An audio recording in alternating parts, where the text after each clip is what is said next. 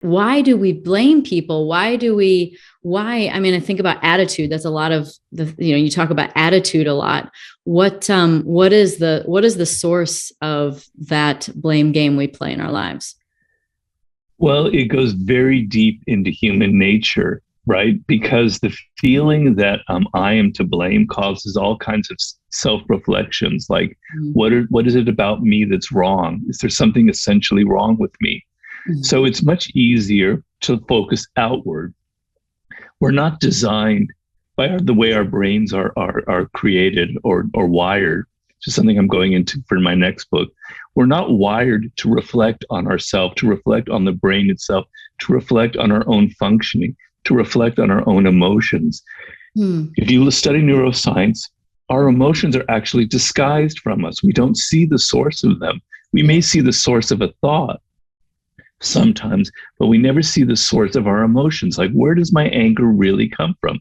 So instead of focusing inward on my anger really comes from something in my childhood or from something that happened a couple of days ago, somebody said something, we're going to focus on the thing in front of us. That person said something. They made me angry. They made me angry. Not I'm feeling the anger, right?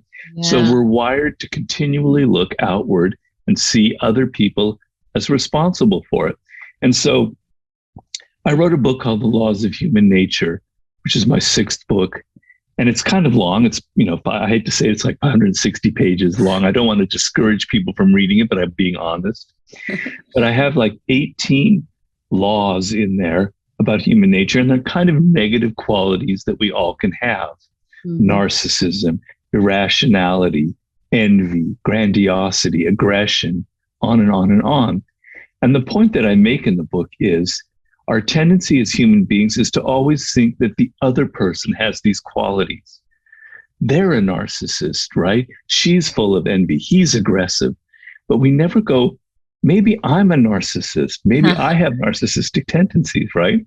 And I make the point in the book that you are a human being, that you were born with the same brain that everybody else is born with.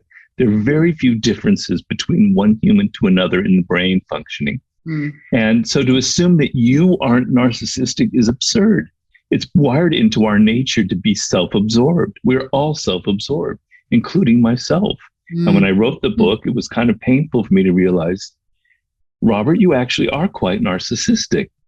But it's not natural for us to think that way. We always want to point fingers at other people because that's so much easier. And we're creatures that like the easy way out.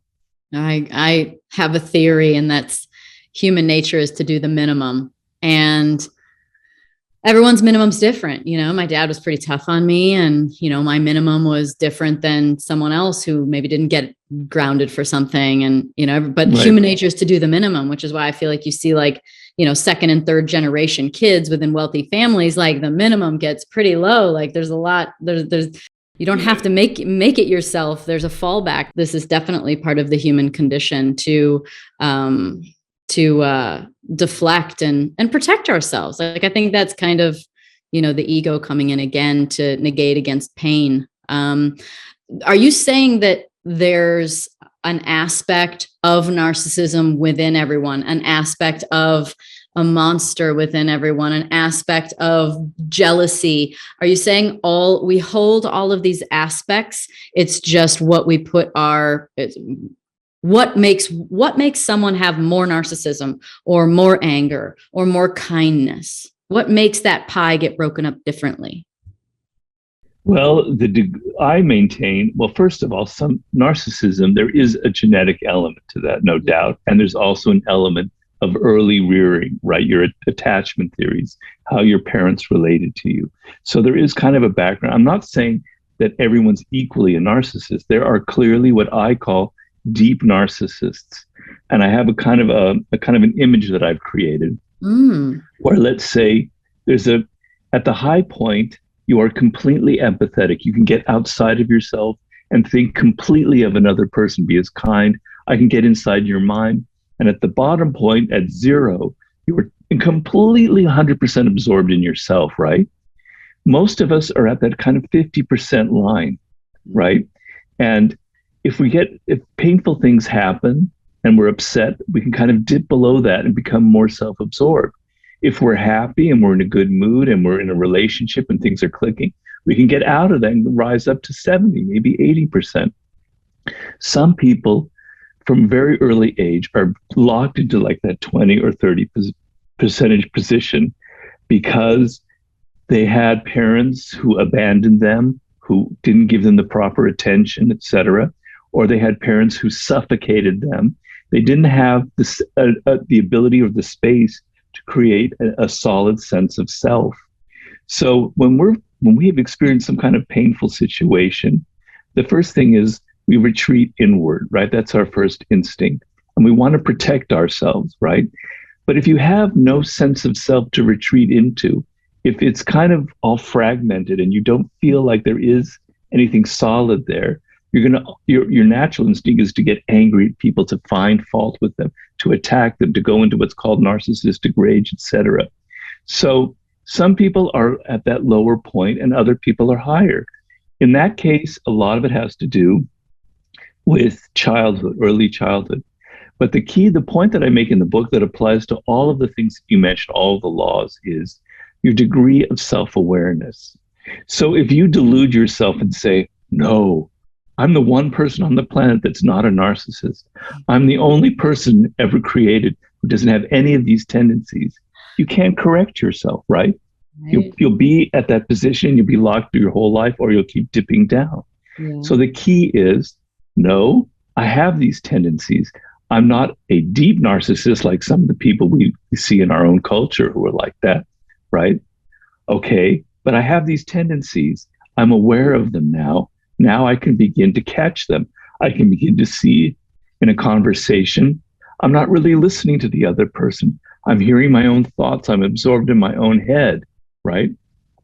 So you need awareness. Envy is an emotion that nobody wants to admit to because it's a very ugly admission. It means I feel inferior to you, therefore I envy you, okay? But envy is so natural. We all feel it. I feel it 100 times during the course of the day. I tell people, somebody you know, Ryan Holiday, very well. My former mentee. Yes, okay, thank you. My former mentee, he's becoming more successful than I ever was. He's outshining the master. And yes, at moments I will feel envy for his youth, for his success, for his family, etc. But I'm aware of it. And therefore my awareness gives me the power to say, Robert, that envy is an ugly emotion. You don't want to feel it. Let's change it into something else. So I hope I'm answering your question. I think, okay. I think it leads to the next good question, which I think is challenging. The question is, how do we create awareness of ourselves?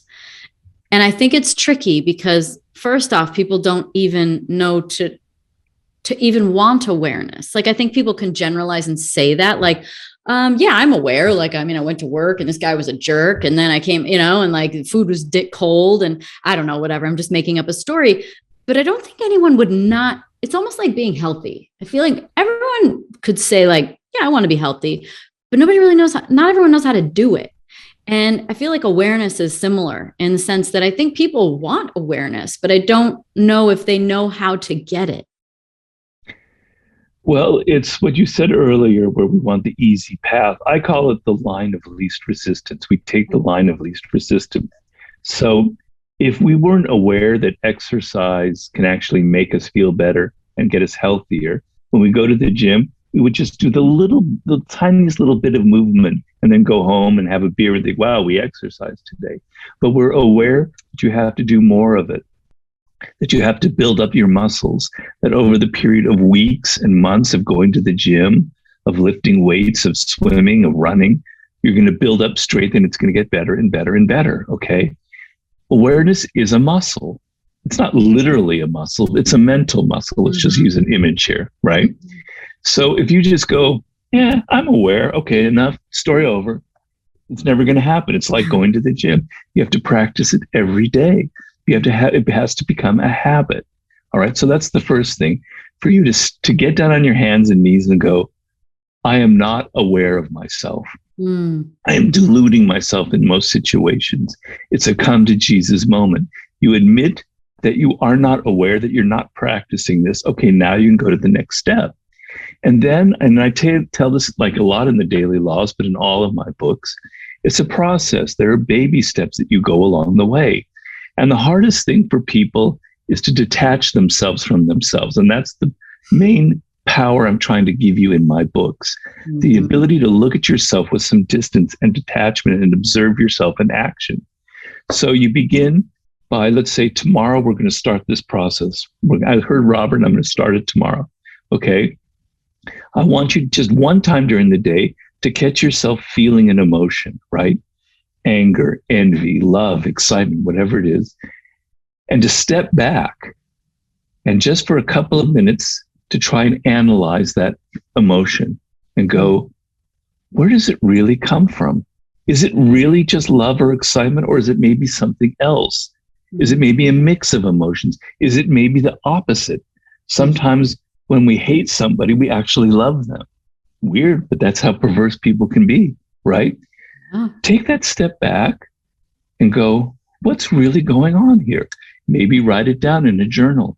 All right, you've taken one step in one day, and now the whole thing will start opening up to you, because you'll realize in that moment that you're continually reacting to emotions and never analyzing them, and it gets you in trouble. You send that angry email, and you go the next day, what the hell did I do? That was so stupid. I can't take it back. How embarrassing. Day in and day out, you're reacting.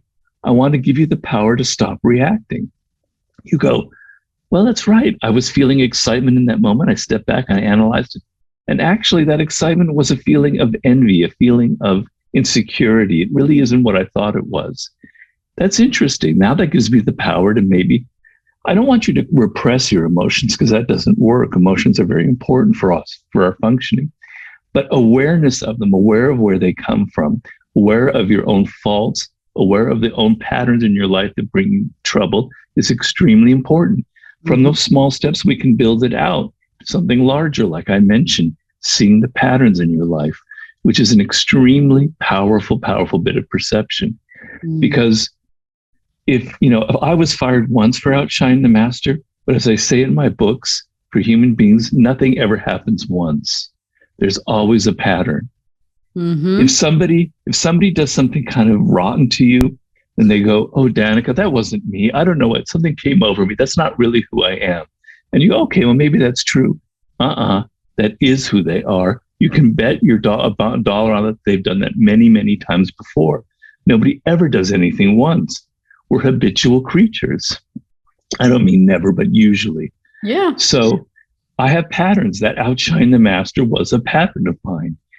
And if you now can take that little distancing thing and go from my emotions to what are the patterns in my life, who are the bad people I've gotten into relationships with before, which is all a very common pattern, you suddenly are getting more and more power over yourself. Well, we all are. I can raise my hand. You're suddenly getting more and more power over yourself. So it's a process. It's like going to the gym. It's going to take a couple of years, and it'll bring you peace. It will bring you self-understanding. It will bring you better relationships in life. It'll make your workplace. You will have less emotion and less drama, which I think all of us need.